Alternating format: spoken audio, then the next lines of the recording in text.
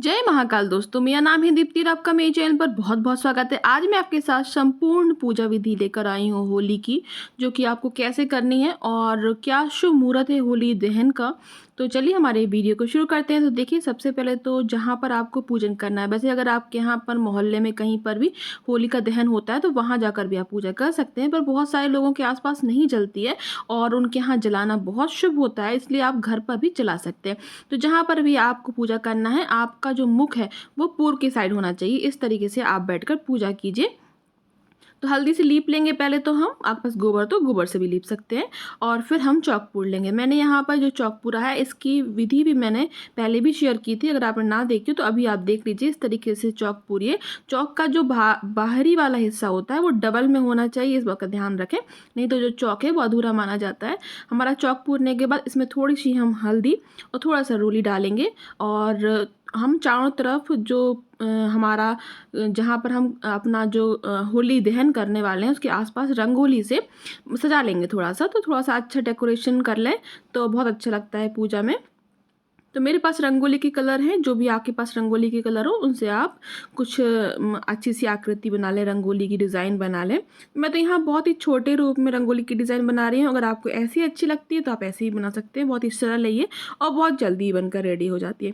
तो ये देखिए, आपको इस तरीके से पहले छोटे छोटे से यहाँ पर जो रंगोली है वो थोड़ी थोड़ी सी ढेर में डाल लेनी है, और फिर आप बस एक सर्कल को घुमाते हुए उसकी आकृति बना लेना है। तो मैंने यहाँ जो तसला लिया है जिसमें हमें जलाना है, वो अगर आपके पास लोहे का हो तो भी अच्छा रहेगा। मेरे पास लोहे का नहीं था तो मैंने यहाँ स्टील का यूज़ किया है, और उसके अंदर रेत भर लें या फिर थोड़ा सा बजरी टाइप की भर लें, जिसमें कि अगर कोई चीज़ नीचे गिरती है तो आपका जो फर्श है वो ख़राब नहीं होगा। और देखिए, इस तरीके से बहुत ही छोटे रूप में हमारी रंगोली बन जाती है। तो मैंने यहाँ पर जो मिट्टी ली है वो फुसफुसी वाली मिट्टी है, मतलब बजरी है, जो कि गिट्टी वाली बजरी होती है। और इसके बीच में आपको थोड़ा सा पूजना है। उसके बाद आपको हल्दी, सुपारी, लौंग और कपूर, इलायची, ये सब चीज़ें डाल देनी है बीच में। और फिर आपको कोई डंडा, बांस का डंडा हो तो भी चलेगा, कोई भी डंडा हो, डंडा लगा लेना है बीच में। और उसके आसपास आपको उपले रखना है और बड़कुल्ले रखना है। तो बड़कुल्ले देखिए मैंने 2 बनाए हैं छोटे छोटे से, क्योंकि यहाँ जो तसला जो है हमारा, जो बर्तन है हमारा, वह छोटा है। छोटे रूप में मैं बता रही हूँ आपको करना। अगर आप बड़े रूप में करना चाहते हैं तो आप थोड़ा सा बड़ा बर्तन ले लें, जिससे कि, या फिर आप इसके आसपास ईंट जमा कर और उस पर रेत लगाकर वो भी कर सकते हैं, पर इसमें करना आसानी होती है।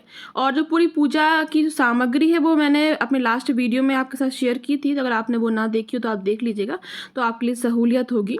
तो ये जो दहन होना है वो 7 तारीख को होना है शाम को। कुछ लोग 6 तारीख को भी दहन कर रहे हैं, तो आपके यहाँ पर जैसे भी आसपास हो रही हो आप पूछ लीजिएगा। और हमारे यहाँ तो 7 तारीख को ही होगी। तो देखिए, इस तरीके से आप जो उपले होते हैं वो आसपास लगा लेंगे। और ध्यान रखें, जो भी लकड़ी, उपले या कोई भी चीज़ आप यूज़ कर रहे हैं वो बहुत ही अच्छी तरीके से सूखी होनी चाहिए। कोई भी उसमें कीड़े या फिर कुछ भी ऐसा चीज़ ना हो जिससे उसका उल्टा पाप पड़े आपको, इसीलिए सभी चीज़ें सूखी होनी चाहिए। बड़कुल्ले में लगा लिए। बड़कुल्ले अलग अलग साइज़ के, अलग अलग शेप के बनते हैं, तो आपके यहाँ जैसे बनते हो आप वैसे यूज़ कर सकते हैं। तो यहाँ पर सूखी लकड़ियाँ भी लगा सकते हैं, मैं बाद में सूखी लकड़ियाँ भी लगाऊंगी इसके आसपास। तो हमने देखिए दूध से और पानी से छींटे लगा लिए हैं।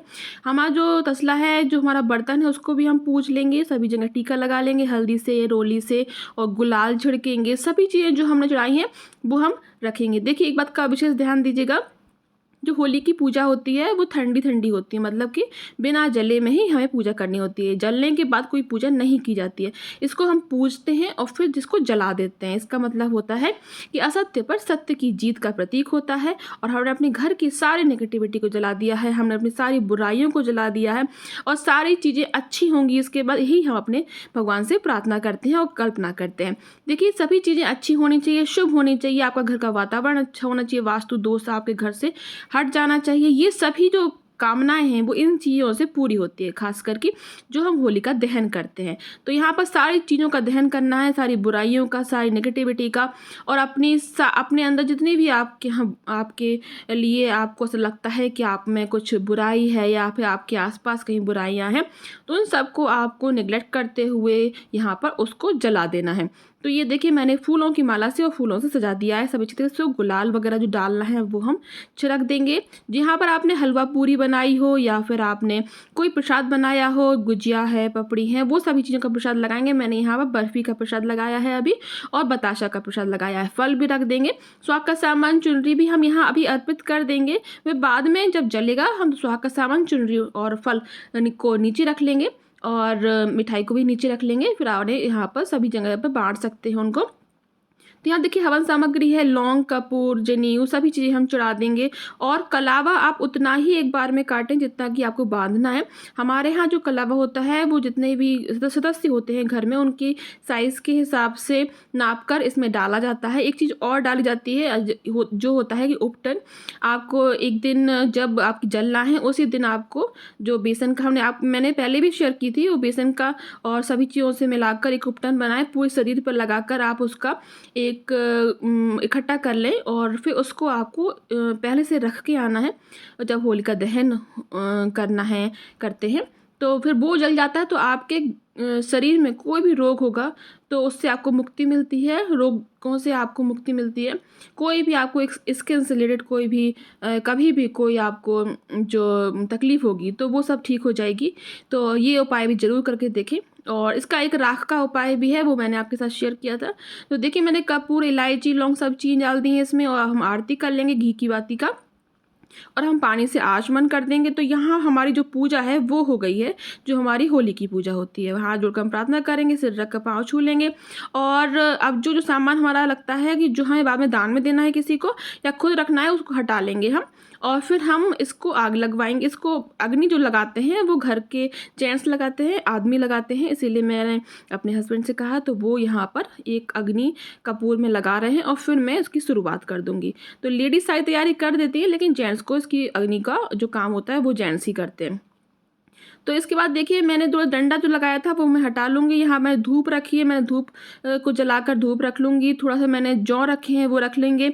जो आपके पास अगर गेहूं की बालें हैं वो रख लीजिए। मेरे पास अभी यहाँ पर हरे चने हैं, मैं बाद में हरे चने इसमें सेकूँगी, और वही फल के स्वरूप हमारे पूरे परिवार लोग खाते हैं। उस तरीके से आपको करना है। और जब ये पूरी जल जाएगी तो उसकी आग को जो राख होती है उसको निकाल कर आप किसी चीज़ बर्तन में ले लें और अपने घर के मंदिर के आसपास रख लें। और उसमें हमारे यहाँ पापड़ और जो आटे की गोलियां होती हैं वो सेकी जाती हैं, फल और मिठाई और फल और वो आटे की गोलियां भूनकर उसी में खाई जाती हैं।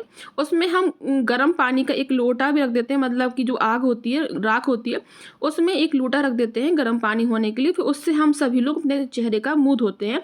इससे भी बहुत अच्छा होता है, आपके घर में, आपके शरीर में कोई भी नेगेटिविटी नहीं रहेगी और सारा वातावरण शुद्ध होता है और पॉजिटिविटी आती है और मन भी आपका प्रसन्न रहता है इससे। तो ये छोटे छोटे से उपाय होते हैं हमारे हिंदू समाज में, और हाँ, हमें इन सभी नियमों का हमेशा पालन करते रहना चाहिए अपने घर की सुख शांति और समृद्धि के लिए। तो ये देखिए इसी छोटे रूप में हमें अपने घर में कर लेना है। और ये जो नारियल है बाद में आप इसी पे रख सकते हैं, या फिर आप किसी मंदिर में भी दान में दे सकते हैं। मंदिर में भी आप किसी शिवालय में भी रख कर आ सकते हैं। आप पाँव छू लेंगे और इसको जलने देंगे अच्छी तरीके से। और आपके यहाँ जितने भी मेम्बर हों कलावा से आप पूरा नाप लें ऊपर से नीचे तक, और इसमें काट कर पहले से ही काट लें और फिर उसमें डाल दें, तो आपकी नज़र और आपके बच्चों की नज़र उतर जाती है। देखिए इस तरीके से आपको पूरी पूजा करनी है। और अब आचमन तो हमने पहले ही कर दिया था, एक बार और कर देंगे। और आपको अगर बच्चों की नज़र उतारनी है या कुछ करना है तो वो पहले डालें, इसमें जलते हुए में ना डालें। जैसे कि आपने नाप कर धागा नाप कर डाल दिया, या फिर आप अपने शरीर का जो मैल निकला हुआ आपका जो उपटन है वो डालना है, तो वो पहले से ही रख दें और फिर आप अग्नि में जलाएं इसको। तो देखिए इस तरीके से आपको पूरी पूजा करना है। यहाँ देखिए मैंने चने को भी भून लिया है। ये मैं अभी थोड़े छोटे रूप में बता रही हूँ, ज़्यादा भून लेंगे अच्छी तरीके से बैठ के हो रहा होते हैं, उसको खाते हैं सब लोग प्रसाद के रूप में। तो इस तरीके से पूरी पूजा करना है। अगर आपके मन में कोई भी क्वेश्चन हो, कोई भी डाउट हो, तो आप मुझसे पूछ सकते हैं। इसी तरीके की पूजा विधि और अच्छी अच्छी जानकारी के लिए, यूज़फुल जानकारी के लिए मेरे चैनल को जल्दी से सब्सक्राइब कर लीजिए। और ऐसे ही आप अपने प्यार, अपना सपोर्ट मेरे चैनल के साथ बनाए रखिए। इस वीडियो को ज़्यादा से ज़्यादा जरूर शेयर कीजिए और लाइक करना बिल्कुल भी ना भूलें। धन्यवाद।